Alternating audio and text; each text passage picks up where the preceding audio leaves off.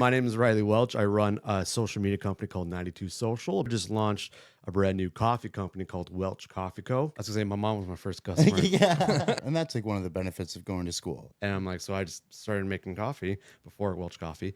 It's a marathon. You have to enjoy the journey. It's cliche, but the cliches are true. Everybody wants more of themselves for the And future. that I didn't know that was sales until later. I'm like, oh, that's just sales. Do you want the extra meatball? I think you do. 12 years older than her, and I was like, and I'm 31, and I'm like, I'm not old. I was spitballing with my buddy. I'm like, this and that. I'm like, caffeinate your creativity. I was like, oh, 14-year-old girl's like, can I get like a matcha latte with this and this? I'm like, I feel like a lot of business owners realize when you see the opportunity for the first time, you're like, oh my God, I found something.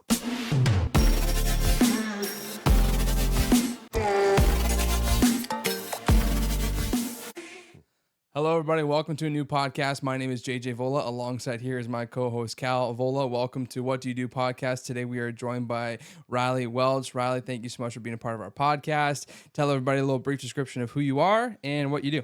All right. Well, thanks for having me, guys. I'm going to, every time people say, introduce yourself, I go back to my serving days at Scatabush. I'm like, I have the whole like spiel going on, like fresh stretch mozzarella. But I'll get to the point. My name is Riley Welch. I run a social media company called 92 Social. I've been running that for 4 to 5 years. And then this past year, I just launched a brand new coffee company called Welch Coffee Co. Shocker with the name. And this brand is circled around being a creative. Whether if you build a building, build a business, this coffee is for you. I have right over here the Entrepreneur, which is our espresso blend, and that's something that's been really, really popular with entrepreneurs. And we also have a musician blend, which is our medium roast, which is a very, very nice, smooth coffee. We're not trying to be anyone else. We are trying to get you to your creative. So that's pretty much what I've been doing right now and who I am. Awesome. We definitely look forward to diving into how and why you wanted to get into coffee. But let's take everyone back to some of your younger years. What were some of your first jobs coming out of high school? Some of the first lead us down the path of Riley. Yeah. So I started as a paper boy for the Mississauga News. So I grew up in a blue collar family. My dad owns his business, which we'll get to a little bit later on. And so that was my first ever, I guess, job. And because I took it over from my older brother. And then after that, I went to Boston Pizza. I got into the restaurant business. I worked everywhere from the kitchen to busboy to server, that's where I ended up in the restaurant business. And then throughout, I would say my high school years, it was mainly restaurants. And then when I got into college is where I kind of got a lot of different jobs. I did social media for a junior A hockey team in Burlington, I think it was. I worked at KX 94.7 for 6 years, and I went from part-time to full-time, and just honestly a mixed bag of things. Mm-hmm. And I think that's when it was a first introduction. I'm like, oh, it doesn't have to be one job. It could be multiple jobs. I think at one point, and maybe this is why I'm workaholic. I had 4 jobs on the go, and I was like, I'm like, yeah, let's do it. I was working as a server. I had 92 Social, worked at KX 94.7, and I worked for like a hot minute for the Ticats in like their game day operations. But it got to a point where I'm like, okay, yeah, right, this is too much. Like I'm out every single day driving from Mississauga. The gas is not working. But like that's kind of like my journey and realization. I'm like, oh, I can just do more than one thing. Mm-hmm. And I'm happy to do that. It's like the ADHD brain, you know? Oh, like, yeah. You just have to do 100%. more than one thing. You have to like Constantly continuously keep that brain firing, right? So, yeah. And then going back, Riley, so you said you went to school. Which school did you go to? And then, Yeah. So I have a lot of good stories about this one. So I went to Sheridan for broadcast journalism. Before that, it was like a media fundies. That was kind of like, what do I do with my life? I don't know. So after that, I went to broadcasting. That was a few years. And that's kind of where I got the understanding of editing, filming, lights, and all that. And then after Sheridan, I took a year off, and that's when I was doing a lot of different things. And then I went back to school at Humber for public relations, and that showed me the social media side, that the marketing, the crisis management, where a lot of people, when I see celebrities, when they hit something and they're like, I don't know what to do. I'm like, no, you have to admit what you did, and here are the steps. And so as I go through this, I'm like, oh, I'm so happy I went to Humber just for that knowledge on how to handle the public, eye, and especially with social media. And nowadays, that's so important. And I feel like almost like at least the high school maybe have like a semester, or have like a or something to kind of show this is what you do in a crisis. Just kind of like a broad general, because when people go through school, they're like, oh, no, I'm not going to say anything. I'm like, that's literally the worst thing to do. You have to be the first one to be like, yeah, I messed up. And kind of give you an example with like the Kyle Dubas and the Toronto Maple Leafs, when they had that whole thing, Brendan Shanahan came out and like, no, this is exactly what happened. And this is the entire situation. I'm like, that's the perfect way to do it, because he's the first one to say what happened, and he controlled the vision and the story. So that's Like the narrative of that story. Yeah, exactly. So that's kind of what Humber taught me. And then after that, I was like, okay, I can shoot my own content, I can edit my own content, but I can also run my own business. So schooling, I was never a huge guy for school. I never really did well in school, but I am thankful for it, because one of my best friends, he came from Sheridan. A lot of my friends came from Sheridan, and we still talk to this day. And I learned from him because he's a videographer, the things that he does, it's insane. Like, he has a 6600 and got a new camera that I can't even comprehend what it is. It's like it shoots cinematic.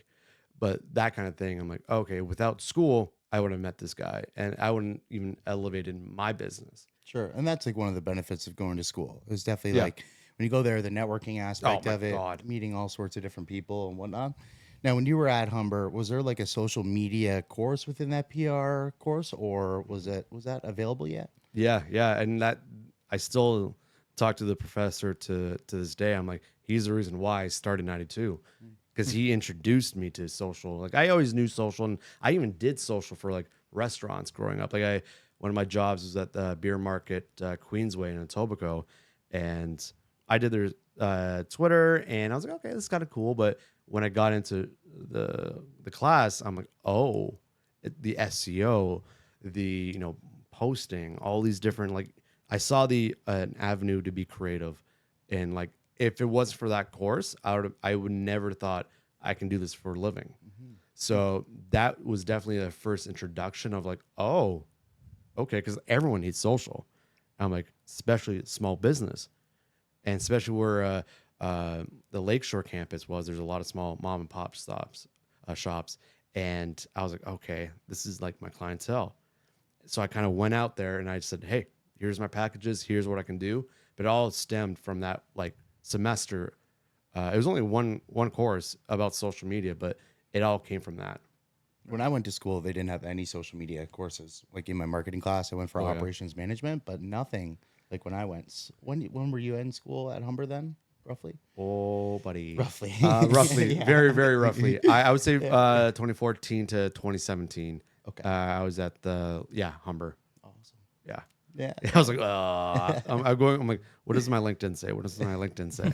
Yeah. And it's almost like that for any small business or business owner to have that just wherewithal. Oh or, my God, yeah. just a slight education or self-education for video editing, how to put it together. Like even learning this podcast, to make these clips and how to be strategic to keep the viewer more than 5 seconds on a clip is, you got to think about the viewer, not necessarily what you think as the content you want to put out. So to any business owners to take like, some sort of social media, video editing course would be so beneficial for them.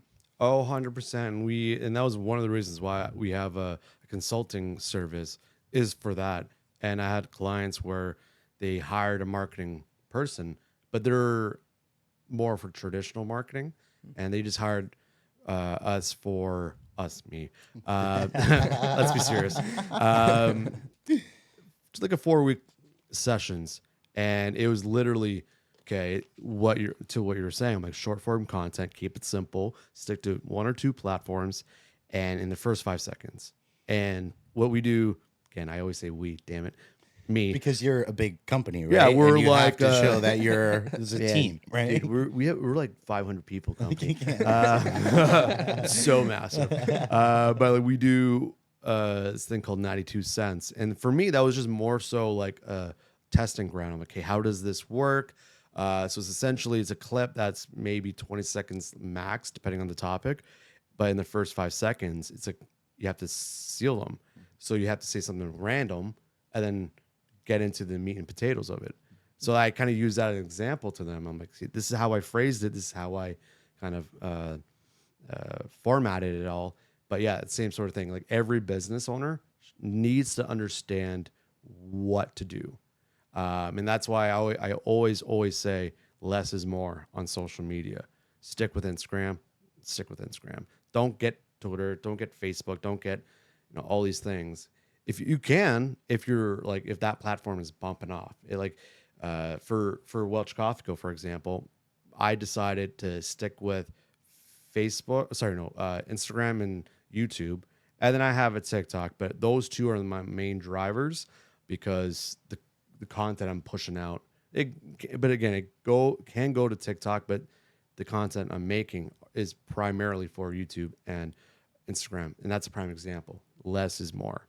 So if it comes to business owners, 100%, because they have a lot of things to do, and social is like the last thing on their mind, as it rightfully so. So my job to tell them is just simplify your approach. And even the audiences. So like TikTok is everyone's using it, but like maybe a little bit younger. Instagram is like maybe our demographic. I'm like 32. And then Facebook, I feel like is a little bit of an older generation. Does that kind of play into it as well, deciding what platform to use? 100%. And the Facebook nowadays, I always say it's kind of like the website for social media, because the only traffic you'll really get is through ads. And although Instagram and Facebook are owned by the same company, Meta, it's different demographics for sure. And but don't get me wrong, like I had one of my first clients is the paint store. They hired a YouTube guy, and now 5 years later they're almost at 100K. So there's ways to make your own path, 100%.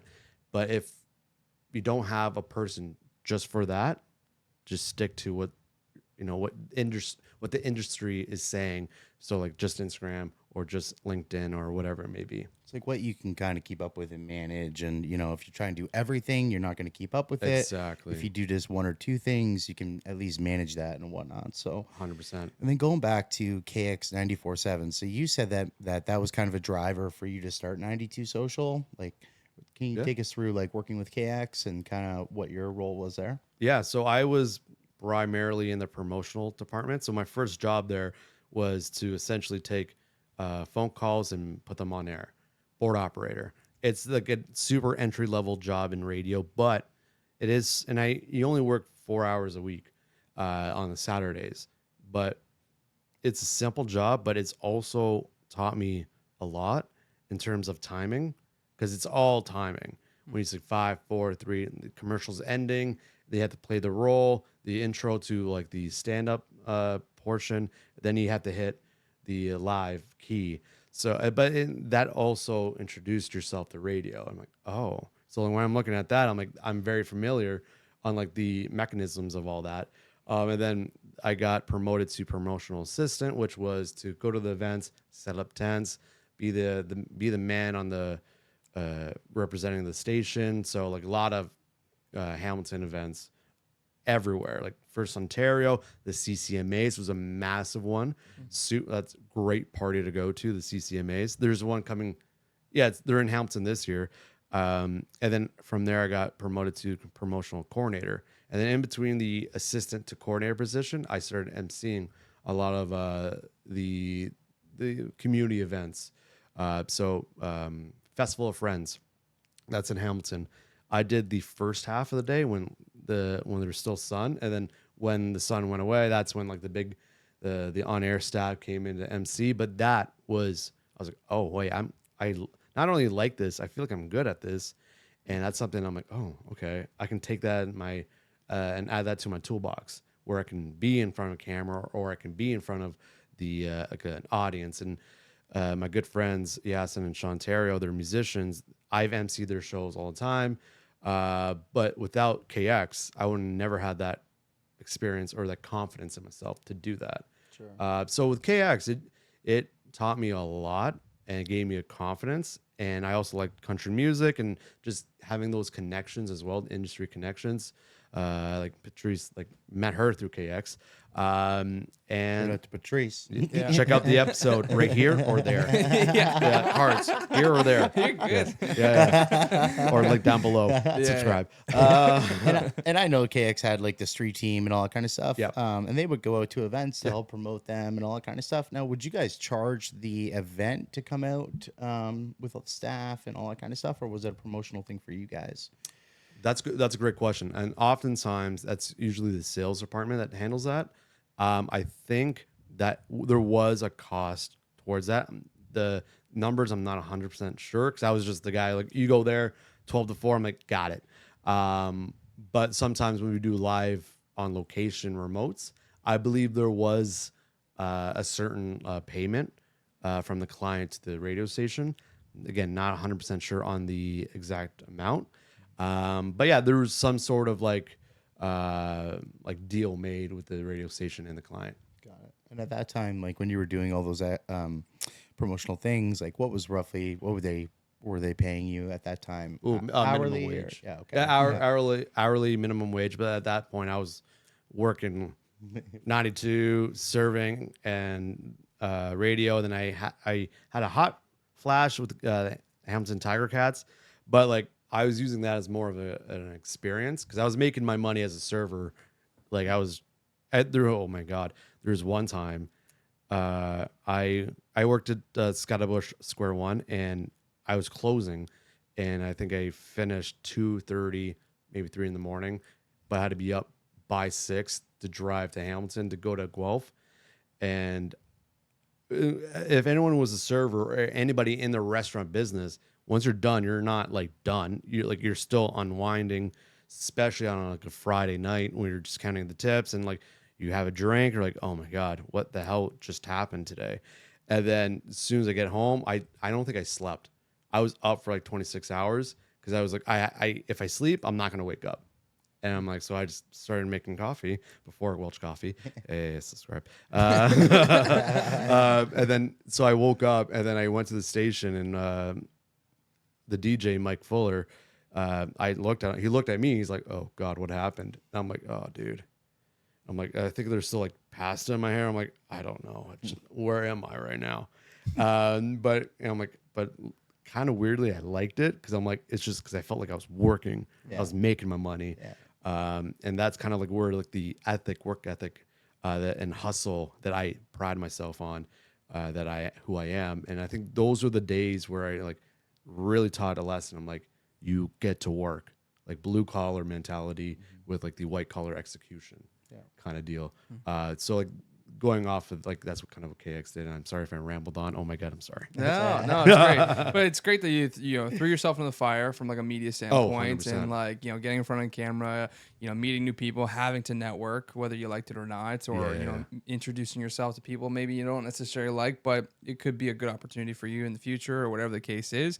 And even just having that work ethic, because I think a lot of, generations growing up, we are getting more lazier as a society. We don't have to have that work ethic that, that a lot of people did back then. Like even I had 2 jobs, my fiance had 3 jobs at one point, you know what I mean? Like we definitely feel like it's only like a one job wonder, and we think that we're only going to make that one money from that one job, but times are getting harder, and I think people need to learn that work ethic that you went through. Yeah. And one of those things where recently my buddy, Six Cinema, who's the videographer, he has a full-time job and his videography business is a side gig. And recently I'm like, and like I've been doing my own thing for 4 or 5 years. And he's like, dude, your work ethic. And I'm like with your boys, you don't compliment, you just chirp them, right? So when I heard that, I'm like, oh, this feels weird. Yeah, this isn't right. This feels so weird. What did you just say? Back it up. Can you put that in text? Voice note that me? Yeah. Yeah. But yeah, like that's something that like if you think of me, I would rather you think of me as a hustler, as someone who works hard. If I'm not there, I will get there at a certain point. But yeah, I think having a certain work ethic, and I think that's with every entrepreneur. You have to have that certain mindset, and I'm a huge mindset guy, or that work ethic where you're the only person, so you got to work. You got to make this like work. That's it. But yeah, you need to have that certain mentality to tackle your own business, especially if you're doing it full time. If you already have a full time, you're doing it on the side, like there's some wiggle room. But if you're by yourself, you're the only person. And sometimes that excites people. Like for me, it does. And other times people just don't get it, and they're like, "Oh, doesn't make any sense. Like you should be here." But I'm like, I will get there. It's a journey. We were just saying this off air. I'm like, it's a journey. It's a marathon. You have to enjoy the journey. It's cliche, but the cliches are true. You got to enjoy it. And if you think about it, like 6 months ago, where were you? And look at where you are right now, and like, oh wow, there's a lot of things happened, and that excites me. That really empowers me and really continues the drive. And I think everyone has their own version or own way of that. I think you kind of have to. Well, I think everybody wants more of themselves for the future, and like yes. you don't remember, like, for example, me living in this house. I'd love to be in a better house, but I gotta still remember I came out of living in an apartment. So living in an apartment was worse than living in this house, right? And where I'm gonna be 5 years from now, hopefully it's gonna be better than where I am today. But it gives us good vision, good purpose, good reasons to work hard for. Like even with Cal and I with this podcast, like we have the visions in our mind, and we're ready to lock it in to have that better future or whatever the case is. But Yeah, and you have to take it one day at a time, and I think that's Yep, like so big time. underrated. People are looking a year out or 5 years, and it's great to have those goals and what you're going for. But what can I do today to move myself a little bit closer to my goal and all that kind of stuff, and not kind of get too overwhelmed, and then you end up doing nothing at all, and you're like, you know what, maybe this isn't for me, and whatnot. So I mean, so you starting 92 Social, can you take us through like starting that up, because that's obviously something that that's really important for other entrepreneurs or people aspiring to be an entrepreneur. Like, did you incorporate? Are you sole proprietor? And then how did you kind of figure out how to get customers? Yeah. So it all started, near the end of KX, where it was literally just a side hustle, a side gig. And then my dad runs his own renovations business, and my first few clients came from him through just like the paint store, this guy, another construction company that just looked for more content, and a roofing company, and out of Oakville. So one client literally led to two, led to three, and then I unfortunately got let go from KX, probably for the best. And then I was like, this is kind of weird, because I just got a few clients through 92. I ended my chapter at KX. I'm like, is this like the world telling me to go for it? Like, I'll still apply to jobs, see what's there, but I'm like, this is kind of an opportunity I can't like not like skip. And through there, I just started as a freelancer. So it was a freelance company, and today it's still kind of like a freelance company. I'm a sole proprietor in terms of 92 Social, and that's kind of my next steps. Where recently, the past few years, 2-3 years, I was like, okay, I'm trying to take out the freelance out of 92 Social and make it into a big thing, or a bigger thing. And so through that, it just kind of like started building. And kind of what I was saying before, I looked at my older stuff, even my like 92 social stuff. I'm like, oh, that was not good. Cause I had a 92 Social podcast, and that was okay. But I'm like, I would do it so much better. And last year was one of my biggest years for 92. And that's when I hired a person. I had my videographer friend, Nate. He helped me on a lot of projects. Like one of our biggest clients was the Roncesvalles Polish Festival. So I just needed more hands. And so that's kind of like the progression of 92. It's literally started with a few clients, and then it kind of like start building and building. And then within that, I'm like, okay, I can have core clients. I can also have event clients because I'm using my KX days as a experience of, yeah, I can do emceeing, I can do digital hosting, or I can simply just shoot content. So I tell everything I'm learning, I'm telling my like tribe, my gang. I'm like, this is how I'm doing it. I'm like, maybe it kind of relates to you. Have your core paying the bills clients who can just help you live, and then dream big. What is that big client that you can get? So like, yeah, it's 92 Social freelance company, but like I've learned so much in this 4 or 5 years that now on the outside, people are like, oh, you're in the same position. I'm like, not really, because I've learned so much that I'm like, mentally, I feel like I'm in a better position where I was when I just started. So like, even anyone out there who are thinking doing a side hustle, do it because you're going to learn so much about yourself, sorry, about your business that you can still relate to your full-time job. So it's a good learning experience because like, A, you're getting paid for what you're doing. Two, you're the boss, so you can like, you have more leeway of being creative and like, oh, so this strategy works when like it shouldn't. And that for your full-time, for your career, you can add that to your toolbox. So yeah, 92 Social, like it's been a wild ride, but it's been like crucial because it gave me so much so far. Sure. And your very first customer. So how much was that? And what's your biggest paying customer? Is it like a monthly retainer? If you don't mind us asking. Hell yeah, dude. Yeah. So actually, oh no, sorry. My very first client was through my old hockey coach. Because he's a fellow entrepreneur. So I just sat down with him and I'm like, how do you do business, man?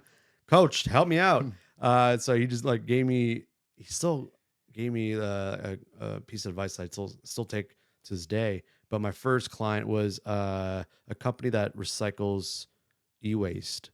So like laptops, and they refurbish that to like, and give them to like universities or something like that. Never fully understood what they did, but they had 3 platforms: Facebook, Instagram, and LinkedIn.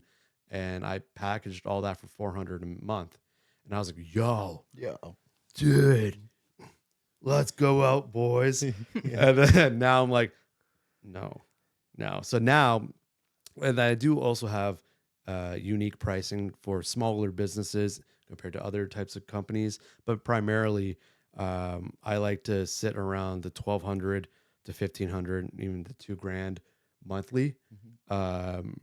So the wide difference, and I say this very comfortably because I've upgraded my skills, I've upgraded my clientele, I've upgraded my camera equipment, so I know I can provide that service and provide that value for my clients. So, and then honestly, pricing is such a big topic for entrepreneurs who are in a service-based industry or even like product industry. It's always ongoing. You're always tweaking. You're always like, okay, so what if I do this? Can I bring it up or can I bring it lower? So that's kind of where I'm at right now with my clients, and kind of see where things are. And again, when it comes to certain people, where I'm like, yeah, I see them as like a $1,200 client for example, and I really love to work with them, and they're like, our budget's like 800. What can you do? I'm like, let's work. Let's find a medium because I want to work with you. I feel like I can really help your profile, and like let's find a middle ground. So that's kind of where I'm at, and again, it's always ongoing, always learning. And honestly, serving is a life skill. I've always said that because you can manage a lot of different things, like a lot of different clients and a lot of different tables, and also just reading people. You're like, and I didn't know that was sales until later. I'm like, oh, that's just sales, like upselling. I'm like, do you want the extra meatball? I think you do. And then so it's just those things where you don't know that you're already doing it, and then you're like, fast forward a few years when you're in a potential client meeting, you're like, oh wow, I'm talking about that. Like they're hearing like TikTok and Instagram, but what I'm hearing is like that fresh stretch mozzarella that I'm saying in Scottibush, because it's just the same formula or the same routine. But yeah, when it comes down to like packages, it's usually find the medium, but those are two of my like where I started and where I'm at right now. And just curious, what if a company was going to pay $800 a month, what would they expect to get from you from that service? Yeah, so they would get a monthly social media calendar. They will get a monthly social media report detailing what the hell just happened, what worked, what didn't work, what's something that I want to do the next month. Would be also content creation, and this is where I this is where my creative runs wild, where it could literally be anything. One of my biggest clients, we have a monthly podcast, or we had a monthly podcast, but like I went out there within the same price. I'm like, I got this. I reach out to people. I organize everything. They don't have to worry about social or worry about anything like that. So it could really be a wide range of content, and I don't really say no. And I know a lot of social media companies say, "Oh, only 15 posts a month." I don't put a cap. It could literally be 5 days a week, or it could be 2 days a week. It depends on the momentum, because that's what I want. I want the impressions. I want the reach. I want the overall momentum. Because once you got that, you're just kind of like feeding the beast. You're just feeding the ball, getting bigger and bigger. So those are kind of things. And then one thing I've found recently, when I provide the monthly report, people are like, okay, I get it, but what does this mean? So I'm like, okay, fair enough. Let's have a meeting. It could be in person, Zoom, phone call. Let me walk you through. And one thing I've realized over the years, I'm like, and that's why another reason why I started a consulting service is that I just teach my clients. And I'm like, that's something I've been really getting into, rather than I'm like, I'll do this, don't worry about it. I'm like, I'm doing this because of this. So they understand what I'm doing, because it's easier as a business owner to understand what the contractor is doing or what the hired person is doing. They don't have to fully understand, but like, as long as they know the journey of like the strategy. And so those are the things that I bring to my clients. And I also say, what do you want to do? What's something that you always wanted to do that you just purposely just can't do it? I'm like, well, let's recreate that. So I also invite my client into the strategy. And then I also, before I even start something, I kind of look through the SWOT analysis with their industry, also something that's kind of like not related to their industry. Like let's take the paint store as another, like the paint people. Prime example, they're a Benjamin Moore retailer. And what they did is they looked around. I'm like, hey, the owners really loved YouTube, but they didn't know how to kind of attach that. But they just kind of like, they looked at a few examples in the home improvement area, and they're like, oh, I want to do that. So they kind of looked at not the paint industry, but also the home improvement. Saw a few companies like, oh, they'll be good for YouTube. And then they're almost at 100K.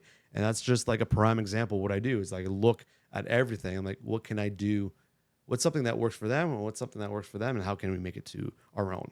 Sure. So that's kind of like what I bring to the table for my clients. Right. And social media, I guess in general, like, I mean, people are like, I need, everyone's like, you should have an Instagram, you should have Facebook, or whatever it may be. And it's kind of one of those things, like it's marketing, it's generating revenue, but it's like you really want to have a presence of social media. And then there's like the ROI of it, and you can track it with like ads and all that kind of stuff. I mean, what would you say to businesses that are like, hey, I want to do social media, but like, I know it's free, I could probably do it myself, or should I pay someone like yourself to come in and help me really get the most out of it, find the ROI, and all that kind of stuff? That's a great question, because I run into that all the time. And so what I often say, and that's kind of where I reflect my pricing, especially for small business, is you need to get on social. That's no ifs, ands, or buts, especially if you're like a restaurant. Because like I use as a example where if I'm ordering something on Uber Eats, I go on their Instagram to look at their photos. Yeah, there might be photos on their Uber Eats account, but I'm also looking like, are they posting a lot? It might sound superficial, but a lot of people just look on their social and like, are they active? Are they like posting regularly? Are the photos great? I'm like, those are the things that are a difference maker on a lot of different things.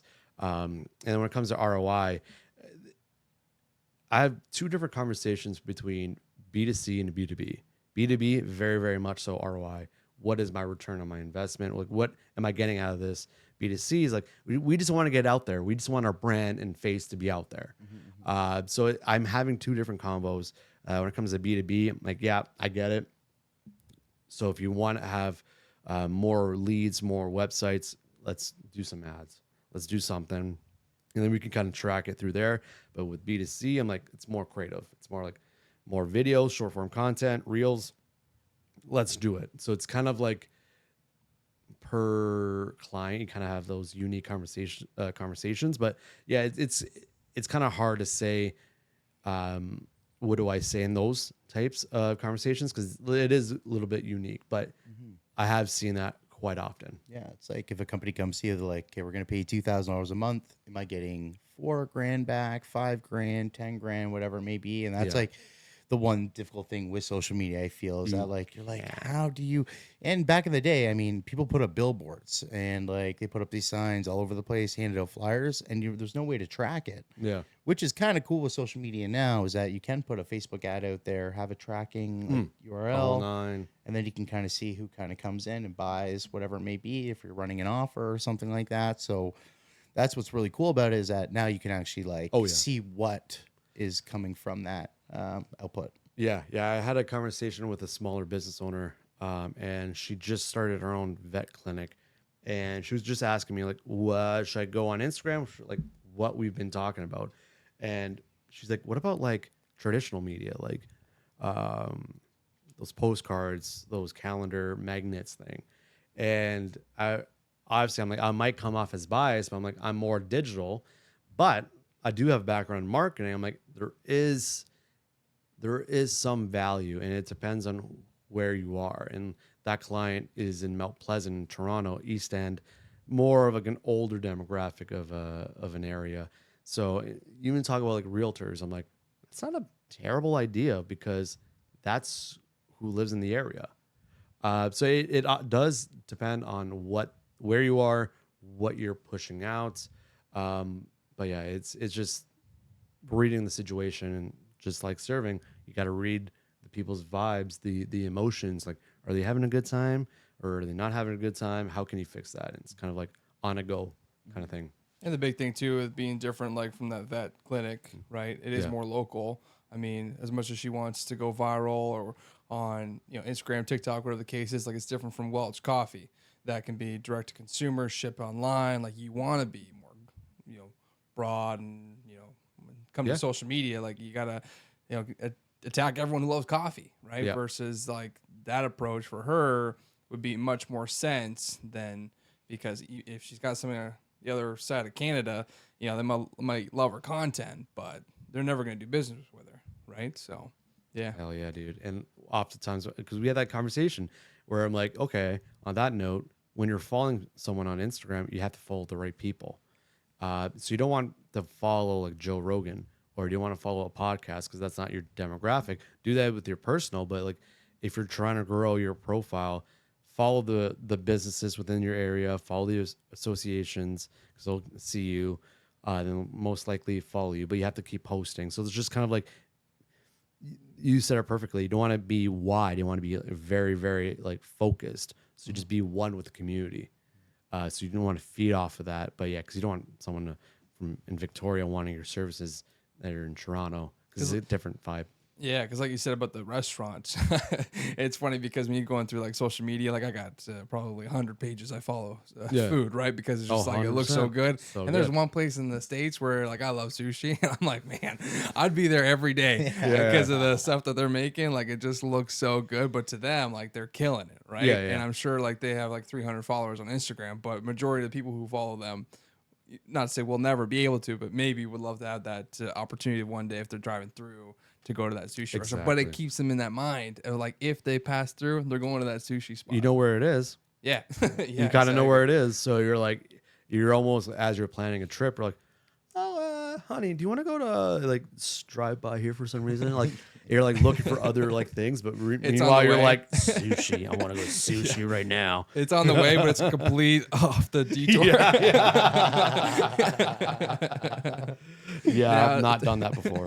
With donuts. Nope, I haven't done that. That's great. Now talk us about Welch Coffee. How did that come to be? Why are you getting into coffee? What inspired that?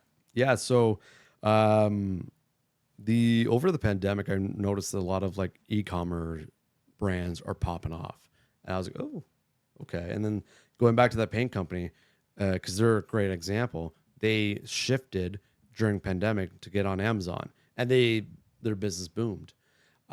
So I'm like, oh, so I that was like the first like warning track. I'm like, oh, that could be something.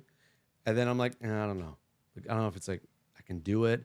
And then I just did some research. I'm like, oh, I learned about this thing called private label. I was like, oh, what's that? And then just found out it was like put your name on a brand. Obviously, you want to make it like the best as you can. I remember calling Pilot Coffee. It's kind of in Toronto, and I was kind of growing out to like Hamilton and or Oakville, and they don't do private label. And at that point, I still didn't fully understand what it was, or the difference between wholesale and private label. And so I called them, I'm like, oh, so what do you guys offer? I mean, I'm trying to be like very professional. I'm like, so I'm running a coffee company called Welch Coffee Co. And do you guys do that? And the guy on the phone is like, wrong guy, wrong company. Like, this is not, we're not for you. And I was like, in my mind, I'm like, you're rude. And then I learned, I'm like, oh no, he was right. Like, yeah, definitely wrong company to do that. So like, I just generally kind of like, it started off like, oh, can this happen? Can this do this? And then I also wanted something to kind of reflect on my family. And I also just love coffee. I love going to coffee shops. And like, I also go to co-working spots in Toronto, project spaces. And they're very entrepreneurial. But I also find myself just going to coffee shops to work. There's times I go to Starbucks for like 6 hours just to hammer out some stuff. And I'm like, yo, this could be like my thing. Like, but like very like niched. So like it took 6 months, 8 months, kind of like from like, oh, first like warning track to I'm like, okay, I kind of want to do this. And from there on, it took me like another year and a half to figure out what the brand is. Cause I'm like, as soon as I learned about private label, where I could just go to other roasteries and I'm like, oh, so this is what you guys do. And I was saying to you, some roasteries do packaging, but they don't do stickers. Some do everything but shipping. So you just have to find your own person, your own roastery that makes sense for you. And so as soon as I found the roastery first, the brand second. So this I use Beaver Rock, really really good coffee. We're like a lot of Toronto coffee is a lot of like bitter type of aftertaste. I don't like that. Our coffee is very like just straight up good. No aftertaste, just gets you to point A to point B. It's a really really rich coffee. So once I found that, I'm like, okay, I got that check mark. And then my first ever idea of Welch Coffee Co. And then like the name came, 'cause also like following different coffee companies. I like the simplicity of things, but I also love how like Pilot is like it's just Pilot and has this very focused. And then so my first ever idea for Welch Coffee was to have each blend be a province. I'm like, oh, this could be Ontario, this could be Nova Scotia, and like think about the design. And then I'm talking to my buddy, the videographer Nathan, and I'm telling him this, and he's in marketing, so he understands my brain. We've also been friends for 10 plus years, so he definitely understands my brain. And he's like, yeah. So what about the States? I'm like, can you market to the States? And I'm like, oh no, I just limited myself within Canada. And I was like, oh no, that's not a good idea. And then now I'm like, that was a trash idea. But it stemmed to finding the actual brand. And I was like, there's a lot of coffee companies in the world, and what do they do well? They focus. They niche themselves really well, and then they can broaden as they get bigger. So I'm like, okay. So I'm thinking of like, how can I niche down, but also be kind of like broad enough? And so I just asked myself, like, who am I? Because it's a Welch Coffee Co. It's me. Who am I? And I'm like, I'm a creative. I love being a creative. And where do they go? Starbucks. They go to coffee shops. They go to places where they have meetings. They just straight up work, or even have podcasting, like even like the co-working spots. So I'm like, okay, that's a good start. I'm like, so it's just like an ongoing thing. And then the tagline is caffeinate your creativity. That took a while because I had a long tagline, and then kind of I was trying to shrink it down to like 3 words. And even the roastery, the sales guy, he's like, you know what? I like you. Let's work on a tagline. So I just gave him. He said, give me like 10 keywords that describe Welch Coffee Co. And then what does it do? And I'm like, oh shit, okay, cool. And that also like spark plugged a nugget that I learned from Humber of how to write a headline. Who is doing what? So who are you? What are you doing? And what is it? So that's kind of the format and the formula that I was kind of using. And then I just kind of like was spitballing with my buddy. I'm like, this and that, this and that. I'm like, caffeinate your creativity. I was like, oh shit. And then so I kind of let that like sit. And I'm like, okay, let's just let that marinate. And then I'm like, for blend names, I'm like, why don't I just like pair with like a creative profession with the coffee blend? And so like the entrepreneur is their espresso roast. I'm like, that makes sense. And that not only niches down, but it's also very vague, or not vague, but broad enough to be, it could relate to anyone, literally anyone. Like your podcast I love your podcast because you could talk to anyone and it's still niche. I love that. So that was the general idea of having Welch Coffee Co. Caffeinate your creativity for the creatives. And you can really be, and even looking at my dad, I'm like, he started a business and he's in construction. My brother's in construction. I'm the black sheep. But yeah, That's okay. yeah, I'm reminded of that. But yeah, so it's, that's kind of how it all came about. And that the whole process took maybe from like first flag to like launch date, like 2.5 years. Yeah. And even go back to the YouTube channel. I just saw that yesterday. I was uploading a video. My first video was 2 years ago. And even before then, it was still talked about. So I'm like, it's almost been like 3 years. But again, I didn't want to rush the process. I also took a barista course. Oh, you're going to love this. So I took a barista course, loved it. It was like you're learning all about coffee making, and that's why we do pop-ups. So because I knew I wanted to do pop-ups. I'm like, let me invest in a course. And I'm super happy I went through that. But after that, I'm like, I still need a little bit more. So last year around Christmas time, I picked up a barista job for 3 shifts. Square one. I'm like, I had a list of things I wanted to learn. I'm like, what machines are they using? What is the cleaning process? How do they run the business? How do they do everything? Right.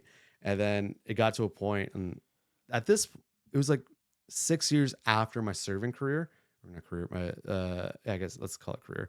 And I'm like, I am done with that type of customer service. And then I was reminded when I was because it was in Square One, and so you get mall traffic, and I was like, oh no, oh no. And you get like 14-year-old girls like, can I get like a matcha latte with this and this? I'm like, I don't like this. That's why with my pop-ups, it's like a short menu, right? Something I can like pump out real quick. But I got a job for 3 shifts, and I did tell them, yeah, I want to be there for like a long time. And I'll be honest. I was planning to be there a little bit longer than I was, but yeah, I think it was the point of like the mall traffic, the 13-year-old girls asking for like a Starbucks order. I'm like, I can't do this. I'm like, I have my business. Like I don't need this job. Right. I'm just learning. Yeah. Because there's another YouTube series that talks to business owners about their process, and they did a coffee series. And there was one guy, he said, if you're going to learn about something, do it on someone else's dime and like learn, make mistakes. And I was like, damn, of course. Although great coffee company, like nothing like I love their branding. And that was one of the reasons why I applied there. I'm like, I just love your branding. So yeah, I learned, I checked off everything at the end of the day. And I was like, I looked at my partner at the time, and I was like, I think it's time to leave. And she was like, you just started. And I was like, yeah, but I don't really need this job. I got what I needed. Yeah. So like, that was something that I'm like, I took the opportunity while I was there. Yeah. I just applied. Just like, if it happens, it happens. If it doesn't, it doesn't. And then I learned so much in those 3 shifts. And then also funny, I worked with a girl that was 12 years older than her, and I was like, And I'm 31, and I'm like, I'm not old, but I'm like, you work with a girl who's like 18. I'm like, oh my god, I feel old. Yeah. Yeah, there's grays here. Damn it. But yeah, so those are the things where like I developed a brand, but I also had like a roadmap. I'm like, I need to learn this skill, and this skill. And how do I get there? And then I just kind of like go with the flow a little bit. And I think that's kind of like at the end of the day, a business owner, you gotta go with the flow. You gotta ride the wave. It's funny too with your branding, with the whole like entrepreneur, like business mindset, all that kind of stuff. Because like Cal and I were avidly looking for a sponsor now for this podcast because we feel Hi, how that are we are ya? at a point where we deserve the type of content that we're putting out. Thank you to the viewers and everything you're doing. And maybe Welch Coffee will be our sponsor one day. Just caffeinate your creativity, guys. But that was one thing that we said is like, you know, we are talking about jobs, careers, you know, business owners every time. Like it's makes so much sense other than Hayes Detail Products, obviously, because that's our own brand. But, you know, like everyone that I know needs caffeine to get through their work day, right? So Yep. it makes so much sense for us or someone here to have a coffee to get through. So it's just kind of funny how, you know, that same mindset of like entrepreneur, like the caffeine or the espresso rather for that. Because everywhere you go or co-working spaces, Yeah. you know, I'm sure everyone's sipping on coffee in there. Oh yeah, and like that's something I didn't realize, and I feel like a lot of business owners realize when you see the opportunity for the first time, you're like, oh my god, I found something. And it was like co-working, and I was like, yo, FaceTime my buddy. I'm like, dude, Starting a coffee company. Let's go. Yeah, and then Yeah, like yeah. obviously your friends know your friends like, oh man, what'd you just come up with? I'm like, dude, not mine. And I'm like gibberish. I'm like, is it Kate? Shut up. What is it? But yeah, like that realization of like co-working spots. Because I did one at my I guess home co-working spot in Toronto. And that was my first ever pop-up, and that was like, yes, I can see it. And my idea would be like, you know how Metro has Starbucks? My idea is to have Welch Coffee Co and co-working spots vibe. And that's something that's my roadmap. I'm like, how do I get there? Cool. And then again, doing pop-ups, I'm learning a lot. I'm like, how much ice do I need? How much milk do I need? How much things do I generally just need? Because I'm like, if I'm going to do a month or a week or whatever, I'm like, I need to kind of build up that system. But yeah, just that the entrepreneur is like kind of, that's why you pair it well with a professional. A lot of people are like, that's me, dude. That's me. And like musicians, well, I also still MC on the side. I was talking to a gentleman I just like met. It was an album release party, and I was telling him, oh yeah, I have this thing called Welch Coffee Co, musician. And I'm like, he's like, wait, what? Musician. And he's a guitarist. And he's like, dude, I would buy 2 bags of that. Just because of the name. And I'm like, because I am that confident in the product because it tastes so good. Because it's like, again, it's just good. It's not trying to be anyone else. It's not trying to be, oh, I'm the more exotic, unique tasting. It's just good coffee, and like that's where branding comes in, because we are a creative brand that sells coffee, not a coffee brand that is creative. So we're building a community, and we're building that co-working vibe of coming together. We're working at our creative. Doesn't matter who you are. Doesn't matter what you do in the creative field. That we're here for you. We're supporting you. So that's kind of the idea. But yeah, it's just finding something that is niche, but at the same time, like broad enough. And it's so funny too. Like I saw that bag earlier, and it said entrepreneur on there, and I was just like, dude, this is sick. I'm like, no way. Like I would buy that just seeing entrepreneur on there. You know, it's Like I'm an entrepreneur. Hello. Exactly. Yeah. So it's kind of like, and so you have 2 different Yeah. types. So you have the entrepreneur and then this musician. yeah. And then, which is super awesome. You know, you start with just a few and then eventually sell those out and then kind of build up. Yeah. What was your very first order that you did with your private labeler? Like how many bags did you buy, or Oh, how okay. does, Sorry. how does that work? I was gonna say my mom was my first customer. Yeah. Thanks, Mom. Thanks, mom. Yeah, thanks, mom. So my first order, it came, so private label. It's kind of like everything is kind of set, very like it's just set ordering. So essentially, I get 16 bags of each blend, or I could have one blend, but they're like we can split it in two because we're roasting. So I'm like, oh, okay, so I might as well have two then. And so I have a set a number of bags for each blend. I think it all comes to something in the 40s. It also depends on the weight too, on the amount of bags. It's roughly around 16 bags per roast if I want to do two blends. And that was my first order. So after that, I sell it. If I sell out, I made my money back, and I also made a little more for whatever I want. So like I already made enough to buy another roast. So let's say sometimes it costs me like 500 for the entire roast. If I sell out, I'd say give or take 700. So you kind of get the general like, idea. So I'm left with like 200 and something. I'm like, okay. I'm like, that's for what it is. I'm like, that's not terrible. And that's where the pop-ups come in. And I'm like, oh, I can make a lot more money with the pop-ups, and I can sell the bags flat out, and I can also sell like lattes, Americanos, iced coffees with my coffee.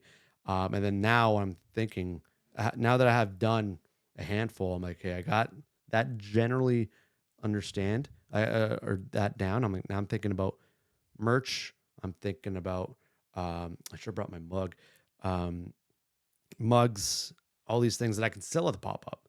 So I'm investing because every dollar I'm making right now, I'm reinvesting. So I'm not banking on any of the dollars I make. I'm just constantly reinvesting. I bought a kitchen island and I'm converting that into a smaller coffee cart, essentially to fit my Chevy Cruze. Yeah. Like I would like a bigger one, don't get me wrong, but like my car doesn't have that. Yeah. Because I'm also like going up like the Great Lakes. That thing was so packed. I am not a good like when it comes to like cleaning. I try my best in terms of like at home life, but like when it comes like to packing things in a car, I'm like that is an art. And my dad is like the king of that with his construction. His back of his truck is like, amazing. So I'm trying to like do the same thing. But yeah, I just put on new wheels. And then as I was putting in the trunk, it just missed. I'm like, ruins my whole organizational thing. Gotta redo it. Everything. So that's another reason why I wanted it a little bit smaller so it could just fit there. Sure. You got to get yourself a Dodge Grand Caravan, my brother. Oh, buddy. I want that. I need that. That. Yeah. I got a Lamborghini, you know, I can fit Ooh, everything that we need in there and Damn, dude. whatnot. So, Yeah. you know what, man, like, and that's awesome. You know, like you're putting stuff in the cruise, going out, doing pop-ups, all that kind of stuff. And you definitely probably make more money at the pop-ups, which is awesome because you have the service aspect of it. So like on average, if you're doing a pop-up, like what might you expect kind of revenue wise? It also depends on the event and whatnot, but 100% does. Because last time it was gearing up to be a pretty decent day. Then the rain came. And I'm like, that kind of ruined the vibe. But like my first pop-up, granted, it was like my first one, so it was kind of like fresh. I was promoting a lot. I had like signs like all over. It was King and Spadina. So I had like signs all over Spadina, just like, hey, come here. And I got a few people in. And that day, I think I finished with altogether 350, probably netted 300-ish. awesome. And I was like, holy shit. But after that, it was like, okay, that was kind of like that was like the honeymoon phase. But after that, it's been in and around 100 and 150. But I'm like, to be honest, because my idea is to now have one every single week to the end of the year is my goal. And also Christmas parties. If y'all are listening and you're in a corporate environment for Christmas parties, we can help you out with coffee. That is something I'm looking at getting into. But even talking about like milk, talking about other things where, because we keep everything refrigerated, all healthy and all that. Sometimes I had like one day I had back-to-back pop-ups and the milk was still good and I didn't finish it, so my savings just kind of decreased. And then with cups, I had a ordered a bulk of the iced coffee and like the paper cups for my first ever pop-up, and even with that I still netted if I added everything together. So I'm still riding off of my original order. So even when I go to the $100 and $150 pop-ups, I'm like, oh, I'm still netting a pretty decent amount considering how much I put in and all these things. So yeah, that's been very like good in terms of business, and something I've been trying to get more into. Sure. Wow, that's great, Riley. Well, we really appreciate you coming on this podcast and giving us your whole life journey and what you got going on now. All great podcasts must come to an end, unfortunately. Oh, no. But one thing we love to do before we end off every podcast is ask everybody, if you could give yourself 20-year-old advice, what would it be? Oh, this is the question I was looking forward to. Is circle yourself with friends and family that support you, because that is something that is undeniable. You need that as a business owner or as an entrepreneur or even as a person in general. I would say surround yourself. I have a tattoo right here. It was the first one. I kind of like was too nervous. It's like if you look at it, it's like this small because I'm like I can't do anything bigger than that. But the tattoo is I got it from Will Smith through a poet. Seek those who fan your flame, and that's something I kind of live by. And so I'm talking about like my mentors. My mentors are my friends and family. Like my dad, my mom. Big shout out to them. My buddy Nathan, Six Cinema, and even my musician friends, Zach and Sean. They boost me when I need to be boosted. And I do the same thing for them. And that they just tell me like, you're on the path. When you have those shit days, they're shit, but you're the first one I'm calling and they'll boost you. So I'm like, for anybody who's in the 20, who are just starting out in their business, find your tribe, find your gang. How our friends say it's kind of lame, I know, but they'll love it. Find your tribe, find your people, circle, support, and just execute. And kind of was saying before, it's like what The Rock said, day one or one day. And that's something that I'm like, you just gotta keep that in mindset. I'm like, just start, execute, surround yourself with good people, and don't give up. Don't quit. Wow. Great advice. Love that. It's simple, but it's effective. No, it's true. Yeah, I mean, no, it's great, man. and even like hanging out with Cal too. Like, I mean, not to say, I have anything against my personal friends. I mean, it's I love my friends for who they are, but it's different when you have the like-minded people or the people, like you said, that can boost you, bring you up when you're on a bad day, or if they can just read you, and then be like, hey, 100%. Riley, you're not yourself right now. What's going on? You know what I mean? Like that takes a great friend and great people to be around to be like, take you out of that hole, bring you up, right? That's awesome. Great advice. And what goals do you have for the next 5 to 10 years? Yeah, so this is exciting. This is where the dreamer side of me kicks in. So the idea for the next 5 to 10 years for coffee, because both of them kind of like intertwine with each other, is to have a smaller storefront. And then that's what I've been also doing on the part time, is kind of looking for, and I'm nowhere near that, but I'm just kind of looking. I'm like, how much does it like rental cost? How much does this?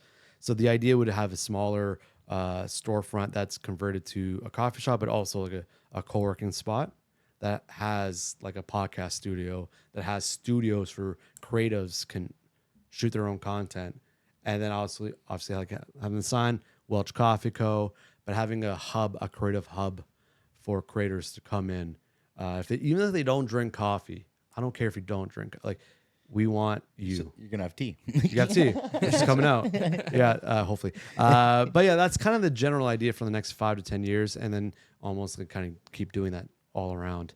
But yeah. Awesome, man. Now, if anybody wants to get in touch with you or follow you on Instagram, 92 Social or Welch Coffee, how do they get in touch with you, Riley? I'll keep this short and sweet. Yeah, so if you want to caffeinate your creativity, you can follow us on socials. Anything on socials could be Welch Coffee Co. Even the YouTube, subscribe, and also jump on our newsletter for new exciting contests or just nuggets. But also visit our YouTube. I always say YouTube. Like and subscribe. No. What is my YouTube? Oh my God, keep saying YouTube. Anyways, Welch Coffee Co. Anywhere, honestly, website, social, you'll find it. And for 92 Social, if you're looking to elevate your marketing campaigns for events, your business, or anything, please send an email, Riley at 92social.ca. we'd love to have you.